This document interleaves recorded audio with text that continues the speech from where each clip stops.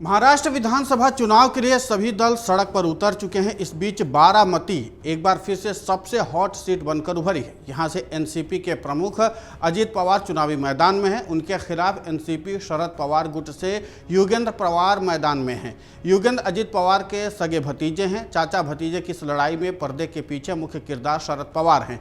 बीते लोकसभा चुनाव में बारामती में शरद पवार की बेटी सुप्रिया सुले चुनावी मैदान में थी और उनके खिलाफ अजित पवार की पत्नी सुनेत्रा पवार थीं।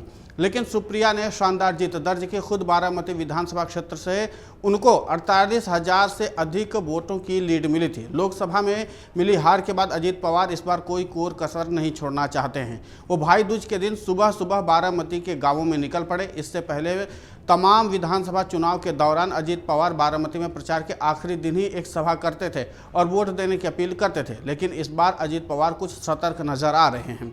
उप मुख्यमंत्री अजित पवार सुबह 7 बजे से ही गांवों का दौरा शुरू कर दिए। उन्होंने सुबह सुबह बारामती के वजारवाड़ी में ग्रामीणों से बातचीत की और दिवाली की शुभकामनाएं दी।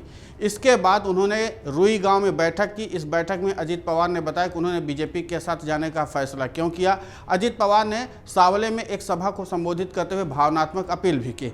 अजित पवार ने कहा कि आपने पवार साहब की उम्र को देखते हुए लोकसभा में वोट दिया, आपने पवार साहब को खुश कर दिया। अब विधानसभा चुनाव है, कृपया मुझे खुश करें। अजित पवार ने कहा कि अगर शरद पवार आएँ तो उन्हें बताना कि लोकसभा में हमने आपका सम्मान किया। उन्होंने कहा कि मुझे पार्टी इसलिए मिली क्योंकि विधायक मेरे साथ आए और आज मैं पार्टी का नेता बन गया। अजित पवार ने कहा कि मुझे अब भी पार्टी चोर कहा जाता है। एनसीपी में फूट के बाद कहा जा रहा था कि पवार परिवार में कोई फूट नहीं होगी। हालांकि लोकसभा चुनाव के बाद ऐसा लग रहा है कि पवार परिवार में सब कुछ ठीक नहीं है। हर साल दिवाली के दौरान पवार परिवार पड़वा में अपने कार्यकर्ताओं से मिलता है और उन्हें दिवाली की शुभकामनाएं देता है। हालांकि इस साल अजित पवार ने गोविंद बाग के बजाय अपने काटेवाड़ी में कार्यकर्ताओं से मुलाकात की और अलग से चूल्हा भेंट किया। हालांकि जहां एक तरफ अजित पवार लगातार भावुक अपील कर रहे हैं, वहीं से शरद पवार गुट के नेता खुला हमला अजित पवार पर बोल रहे हैं। एनसीपी नेता जितेंद्र आव्हाड ने अजित पवार पर जमकर हमला बोला। जितेंद्र आव्हाड ने कहा कि शरद पवार कभी भी नरेंद्र मोदी के सामने नहीं झुके, ना अमित शाह के सामने झुके और मैं जानता हूं कि कैसे शरद पवार ने राष्ट्रवादी कांग्रेस पार्टी को बढ़ाने का काम किया है। शरद पवार को 5वें स्टेज का कैंसर हुआ था, लेकिन फिर भी वो पार्टी को बचाने के लिए आज भी युवा की तरह काम करते हैं।